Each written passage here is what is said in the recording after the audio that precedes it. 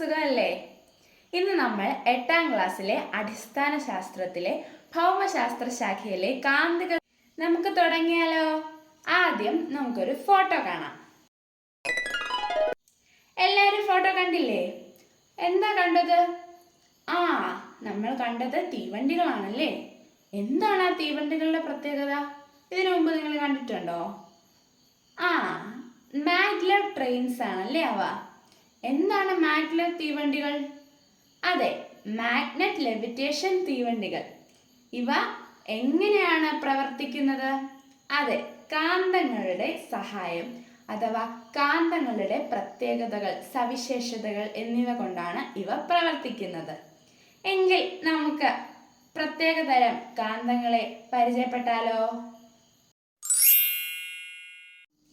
എല്ലാവരും കാന്തങ്ങൾ കണ്ടില്ലേ? ഇത് എൻ്റെ കയ്യിലുമുണ്ട് കാന്തങ്ങൾ. ഈ കാന്തത്തിന് എന്താ പറയുന്നത്? ബാർ മാഗ്നറ്റ് അല്ലേ. ഇത് ഒരു ചതുരക്കട്ടയുടെ വലിപ്പത്തിലും ചതുരക്കട്ടയുടെ രൂപത്തിലുമല്ലേ ഇരിക്കുന്നത്? ശരി, വേറെ എന്ത് മാഗ്നറ്റാണ്? അതെ, ഒരു യു ഷേപ്പില്, ഇംഗ്ലീഷ് അക്ഷരമായ യു ഷേപ്പിലുള്ള ഒരു മാഗ്നറ്റ് ഉണ്ടല്ലേ. ഇതിന് ഹോഷു മാഗ്നറ്റ് എന്നും പറയും. പക്ഷേ എല്ലാ മാഗ്നറ്റുകൾക്കും ഒരു കാര്യമുണ്ട്. നമുക്ക് ഈ മാഗ്നറ്റുകളുടെ ഒരു രൂപം നോക്കുകയാണെങ്കിൽ ഇവയ്ക്ക് എല്ലാത്തിനും 2 ധ്രുവങ്ങൾ കാണും. നോർത്ത് പോളും സൗത്ത് പോളും അല്ലേ. ഈ മാഗ്നറ്റുകളെല്ലാം കണ്ടപ്പോൾ നല്ല രസമല്ലേ? മാഗ്നറ്റുകൾ കൊണ്ട് കളിക്കാൻ ആർക്കാണ് ഇഷ്ടമല്ലാത്തത്? അതിനു മുമ്പ് നമുക്ക് ഈ കാന്തങ്ങളെ പറ്റി കുറച്ച് കാര്യങ്ങൾ അറിഞ്ഞാലോ? 800 BC മഗ്നീഷ്യ എന്ന ഗ്രാമത്തിൽ ഒരു പ്രത്യേക തരം ധാതുവിനെ കണ്ടെത്തുകയും അതിന് പലതരം സവിശേഷതകൾ ഉള്ളതായിട്ടും ആ ഗ്രാമത്തിലെ ആൾക്കാർ കണ്ടെത്തി. ഈ ധാതു ഇരുമ്പ് കഷ്ണങ്ങളെ ആകർഷിക്കുകയും സ്വതന്ത്രമായി തൂക്കിയിടുമ്പോൾ ഒരു പ്രത്യേക ദിശയിൽ വരുന്നതുമായിട്ടും അവർ ശ്രദ്ധിച്ചു. ഇതുകൊണ്ട് തന്നെ ഇതിനെ ലീഡിംഗ് സ്റ്റോൺ അഥവാ ലോഡ് സ്റ്റോൺ എന്നറിയപ്പെട്ടു.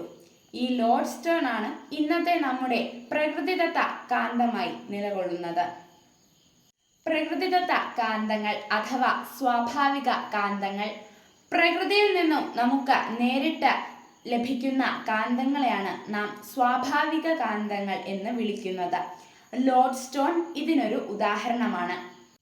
കൃത്രിമ കാന്തങ്ങൾ, കൃത്രിമമായി നാം ഉണ്ടാക്കുന്ന കാന്തങ്ങളെയാണ് നാം കൃത്രിമ കാന്തങ്ങൾ എന്ന് പറയുന്നത്.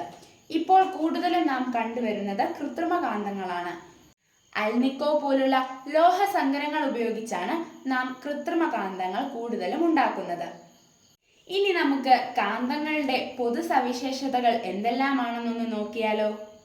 നമുക്ക് ആദ്യത്തെ സവിശേഷത ഒരു പരീക്ഷണത്തിലൂടെ കണ്ടാലോ? പരീക്ഷണത്തിന് ആവശ്യമായ വസ്തുക്കൾ എന്തൊക്കെയാണെന്ന് നമുക്ക് നോക്കിയാലോ? നമുക്കൊരു കാന്തവും വേണം, ഒരു കഷ്ണം നൂലും വേണം. എൻ്റെ കയ്യിൽ ഒരു കഷ്ണം നൂലുമുണ്ട്, കാന്തവുമുണ്ട്. ഈ നൂല് നമുക്ക് ഈ കാന്തത്തിലോട്ട് കെട്ടാം. കെട്ടിയല്ലോ. ഇനി നമുക്ക് നമ്മുടെ പരീക്ഷണത്തിലോട്ട് കിടക്കാം. ഞാൻ ഇനി ഇതിനെ സ്വതന്ത്രമായി തൂക്കിയിടാൻ പോകുകയാണ്. അപ്പോൾ എന്താണ് സംഭവിക്കുന്നതെന്ന് നമുക്ക് നോക്കിയാലോ?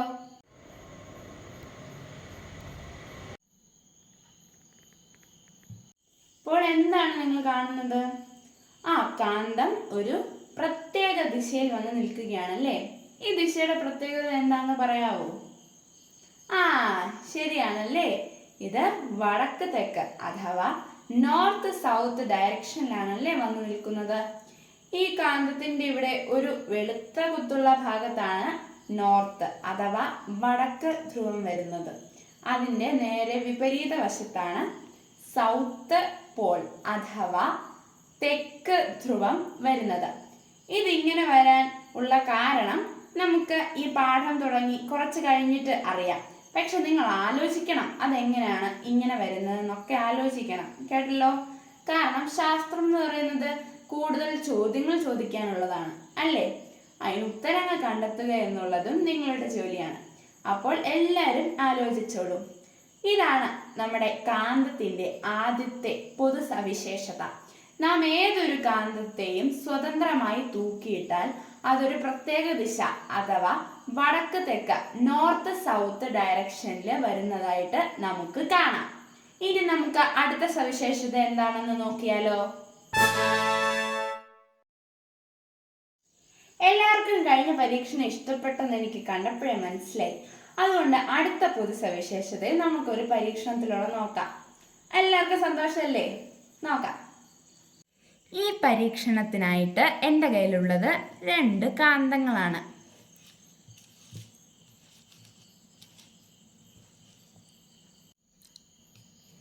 നമുക്കിനി പരീക്ഷണം ചെയ്താലോ.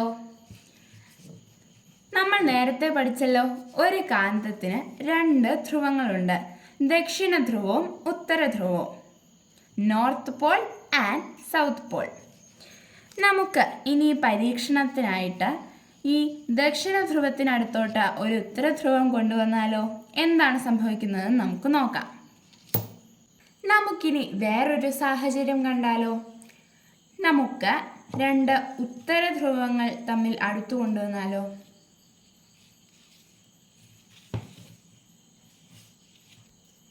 ഇനി നമ്മുടെ അവസാനത്തെ സാഹചര്യമായ 2 ദക്ഷിണ ധ്രുവങ്ങളെ അടുത്തു കൊണ്ടുവന്നാൽ എന്ത് സംഭവിക്കുമെന്ന് നമുക്ക് നോക്കിയാലോ.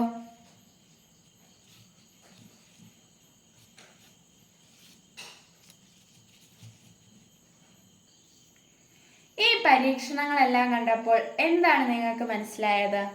നമ്മൾ എന്താണ് കണ്ടത്? അതെ, ആദ്യം നമ്മൾ ഒരു ദക്ഷിണ ധ്രുവവും ഒരു ഉത്തര ധ്രുവവും തമ്മിൽ അടുത്തു കൊണ്ടുവന്നപ്പോൾ അവ തമ്മിൽ ആകർഷിച്ചു, അല്ലേ? അതേസമയം നമ്മൾ 2 ഉത്തര ധ്രുവങ്ങൾ അടുത്തു കൊണ്ടുവന്നപ്പോൾ അവ തമ്മിൽ വികർഷിച്ചു. ഇതിനെന്തായിരിക്കും കാരണം? ആദ്യം കൂട്ടുകാരെ പോലെ കൂട്ടുകൂടുകയും പിന്നെ പിണങ്ങുകയും എല്ലാം ചെയ്തല്ലോ. ഇത് വേറൊരു പൊതു സവിശേഷതയാണ്.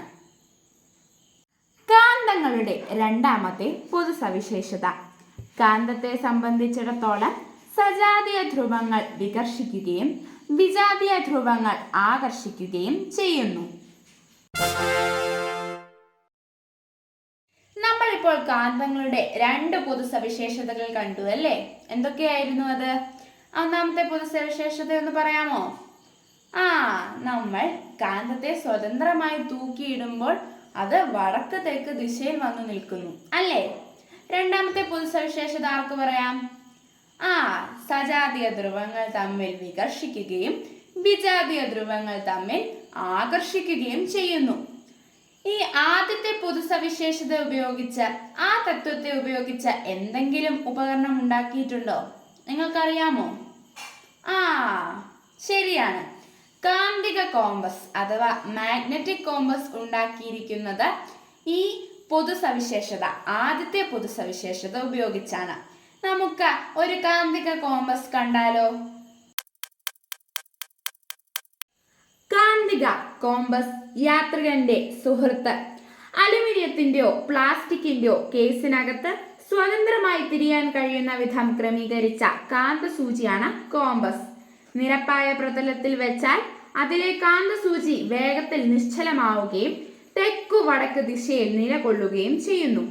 അങ്ങനെ ദിക്കുകൾ അറിയാൻ യാത്രികരെ ഈ ഉപകരണം പ്രയോജനപ്പെടുത്തുന്നു. കാന്തങ്ങളെ പറ്റി പല കാര്യങ്ങളും നമ്മളിപ്പോൾ പഠിച്ചല്ലേ. ഒരു ഭൗതിക ശാസ്ത്രജ്ഞനായ വില്യം ഗിൽബർട്ട് പറഞ്ഞതനുസരിച്ച് ഭൂമി ഒരു കാന്തമാണെങ്കിൽ ആ കാന്തത്തിനും 2 ധ്രുവങ്ങൾ ഉണ്ടാകും. അങ്ങനെയെങ്കിൽ നാം ഇവിടെ സ്വതന്ത്രമായി തൂക്കിയിടുന്ന കാന്തം ഭൂമിയുടെ ഏത് ദിശ അഥവാ ഭൂമിയുടെ ഏത് ധ്രുവത്തിനോടായിരിക്കും സാമ്യമായിരിക്കുക? നമുക്കത് ഒരു ദൃശ്യാവിഷ്കരണത്തിലൂടെ നോക്കിയാലോ. ഇവിടെ നമുക്ക് കാണാം, ഞാനിവിടെ ഒരു ചിത്രം വരച്ചിട്ടുണ്ട് നമ്മുടെ ഭൂമിയുടെയും. പിന്നെ ഇത് ശരിക്കുള്ളൊരു മാഗ്നറ്റുമാണ്. ഈ കാന്തത്തിൻ്റെ ഉത്തര ധ്രുവവും ദക്ഷിണ ധ്രുവവും ഇങ്ങനെയാണ്. നാം ഇതിനെ സ്വതന്ത്രമായി തൂക്കിയിടുമ്പോൾ ഇത് ഇങ്ങനെയാണ് വന്ന് നിൽക്കുന്നത്. അങ്ങനെയെങ്കിൽ നമ്മുടെ ചോദ്യം എന്തായിരുന്നു? അതെ, ഭൂമിയുടെ ഏത് ധ്രുവത്തിനോട് സാമ്യമായിട്ടായിരിക്കും ഇത് നിൽക്കുക എന്നുള്ളത്. നമുക്കേവർക്കും അറിയാം, ഭൂമി എന്ന കാന്തത്തിനും 2 ധ്രുവങ്ങൾ കാണുമെന്ന് നമ്മൾ പറഞ്ഞല്ലോ. ഇതിലെ ദക്ഷിണ ധ്രുവം എപ്പോഴും ഉത്തര ധ്രുവത്തെ അഥവാ വിജാതീയ ധ്രുവത്തെയാണ് ആകർഷിക്കുക എന്ന് നമുക്കറിയാമല്ലോ. അതുപോലെ തന്നെ ഉത്തര ധ്രുവം എപ്പോഴും ദക്ഷിണ ധ്രുവത്തെ ആയിരിക്കും ആകർഷിക്കുക. അതേസമയം സജാതീയ ധ്രുവങ്ങൾ തമ്മിൽ വികർഷിക്കുകയും ചെയ്യുന്നു. അങ്ങനെയെങ്കിൽ ഭൂമി എന്ന കാന്തത്തിൽ നാം ഇങ്ങനെയുള്ള ഒരു കാന്തത്തെ സ്വതന്ത്രമായി തൂക്കിയിടുമ്പോൾ തീർച്ചയായിട്ടും ഭൂമി എന്ന കാന്തത്തിൻ്റെ ദക്ഷിണ ധ്രുവത്തിൻ്റെ ഭാഗത്തോട്ട് ഈ കാന്തത്തിൻ്റെ ഉത്തര ധ്രുവവും ഭൂമി എന്ന കാന്തത്തിൻ്റെ ഉത്തര ധ്രുവത്തിൻ്റെ ഭാഗത്തോട്ട് ഈ കാന്തത്തിൻ്റെ ദക്ഷിണ ധ്രുവവും അട്രാക്റ്റ് ചെയ്യുന്നതായിട്ട് നമുക്ക് കാണാം. അതിനർത്ഥം ഭൂമി എന്ന കാന്തത്തിൻ്റെ ഉത്തര ധ്രുവം ഈ കാന്തത്തിൻ്റെ ദക്ഷിണ ധ്രുവവുമായിരിക്കും. അതേസമയം ഭൂമി എന്ന കാന്തത്തിലെ ദക്ഷിണ ധ്രുവം ഈ കാന്തത്തിൻ്റെ ഉത്തര ധ്രുവവും ആയിരിക്കും. എല്ലാവർക്കും ദൃശ്യാവിഷ്കരണം ഇഷ്ടപ്പെട്ടില്ലേ? നമ്മൾ ഈ ക്ലാസ് തുടങ്ങിയ പിന്നെ എന്തെല്ലാം പരീക്ഷണങ്ങളും ദൃശ്യാവിഷ്കരണങ്ങളും എല്ലാമാണ് കണ്ടത്. നല്ല രസമല്ലേ? പരീക്ഷണങ്ങളെല്ലാം തന്നെ ഇഷ്ടപ്പെടുന്നുണ്ടല്ലോ. എങ്കിൽ നമുക്ക് നമ്മുടെ അടുത്ത തത്വം പഠിക്കാനായിട്ട് ഒരു രസകരമായിട്ടുള്ള പരീക്ഷണം കണ്ടാലോ?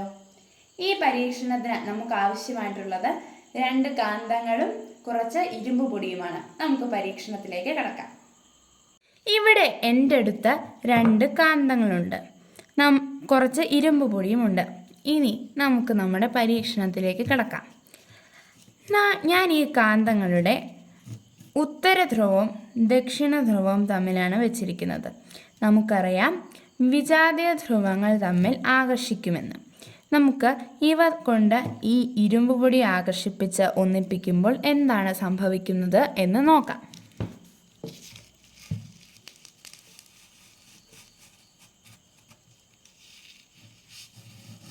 സ്വാഭാവികമായിട്ടും ഇവ തമ്മിൽ ആകർഷിക്കുന്നുണ്ട് അല്ലേ? എങ്കിൽ നിങ്ങൾ ശ്രദ്ധിച്ചു നോക്കിയാൽ നമുക്ക് കാണാം ഇവ തമ്മിൽ ഇങ്ങനെയാണ് രൂപം കൊള്ളുന്നത്. ഈ 2 കാന്തങ്ങളിലും ആകർഷിച്ച് ഇരിക്കുന്ന ഇരുമ്പ് പൊടികൾ തമ്മിൽ ഒരു സങ്കരം ഉണ്ടാവുകയാണ് ഇവിടെ. ഇനി നമുക്ക് അടുത്ത സാഹചര്യം നോക്കാം. ഇവിടെ ഞാൻ 2 ഉത്തര ധ്രുവങ്ങൾ തമ്മിൽ അടുത്ത് കൊണ്ടുവരികയാണ്. നമ്മൾ നേരത്തെ കണ്ടു 2 ഉത്തര ധ്രുവങ്ങൾ തമ്മിൽ കൊണ്ടുവന്നാൽ അവ വികർഷിക്കുന്നു അല്ലേ? അതെ, സജാതീയ ധ്രുവങ്ങൾ തമ്മിൽ വികർഷിക്കുന്നു. അങ്ങനെയെങ്കിൽ നമുക്ക് ഇവ രണ്ടും ഈ ഇരുമ്പ് പൊടിയുടെ അടുത്ത് കൊണ്ടുവരുമ്പോൾ എന്താണ് സംഭവിക്കുന്നത് എന്ന് നോക്കിയാലോ? ഇവർ കൂട്ടിമുട്ടുമ്പോൾ എന്തായിരിക്കും സംഭവിക്കുക? നമുക്ക് നോക്കാം.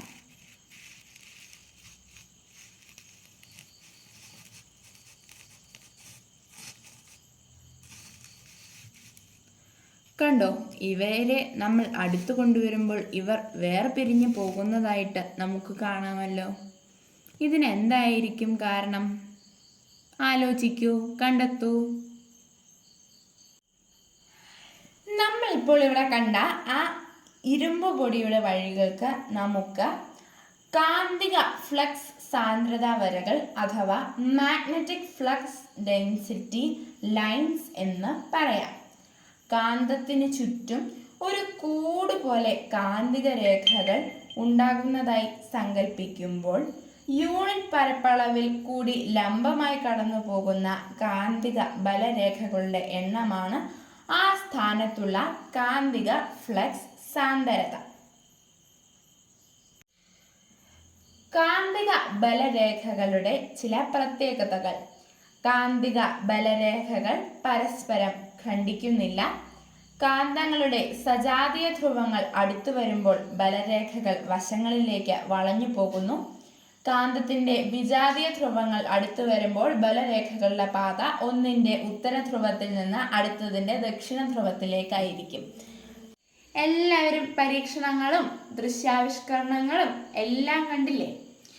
ഇനി നമുക്ക് ഇന്ന് എന്തൊക്കെയാണ് പഠിച്ചതെന്ന് പെട്ടെന്ന് ഓർത്താലോ? ഓക്കെ, നമുക്ക് ഓർക്കാം. നമ്മൾ ആദ്യം പലതരം കാന്തങ്ങളെ കണ്ടു അല്ലേ? ഹോർഷൂ മാഗ്നറ്റ്, ബാർ മാഗ്നറ്റ്, അങ്ങനെ പലതും. പിന്നീട് നാം ഈ മാഗ്നറ്റുകൾ അഥവാ കാന്തങ്ങളുടെ എല്ലാം പൊതു സവിശേഷതകൾ കണ്ടു അല്ലേ? നമ്മൾ രണ്ട് സവിശേഷതകൾ രണ്ട് രസകരമായ പരീക്ഷണങ്ങളിലൂടെ കണ്ടു. പിന്നീട് നാം കാന്തിക ഫ്ലക്സ് സാന്ദ്രത വരകൾ എങ്ങനെ ഉണ്ടാകുന്നുവെന്നും കാന്തിക ഫ്ലക്സ് സാന്ദ്രത എന്തെന്നും നാം പരിചയപ്പെട്ടു അല്ലേ? ഇങ്ങനെ ഈ 4 കാര്യങ്ങളാണ് നമ്മൾ ഈ ക്ലാസ്സിലൂടെ കണ്ടെത്തുകയും അനുഭവിക്കുകയും പരിചയപ്പെടുകയും എല്ലാം ചെയ്തത്. ചന്ദ്രനിൽ കാൽ വെച്ചൊരു 20-ാം നൂറ്റാണ്ടിൽ, അണുബോംബ് പൊട്ടിച്ചൊരു 20-ാം നൂറ്റാണ്ടിൽ, വൈദ്യുത വിരലിനാൽ ശാസ്ത്രം വിദൂര ശൂന്യാകാശ ചലനങ്ങൾ തൊട്ടറിഞ്ഞിടുന്ന ഈ നൂറ്റാണ്ടിൽ നമ്മുടെ ഈ ചെറിയ ഭാഗമായ കാന്തികതയെപ്പറ്റി കൂടുതൽ രസകരമായ പരീക്ഷണങ്ങളും അറിവുകളുമായി ഞാൻ അടുത്ത ക്ലാസ്സിൽ എത്തുന്നതായിരിക്കും. ഇന്നത്തേക്ക് നന്ദി, നമസ്കാരം.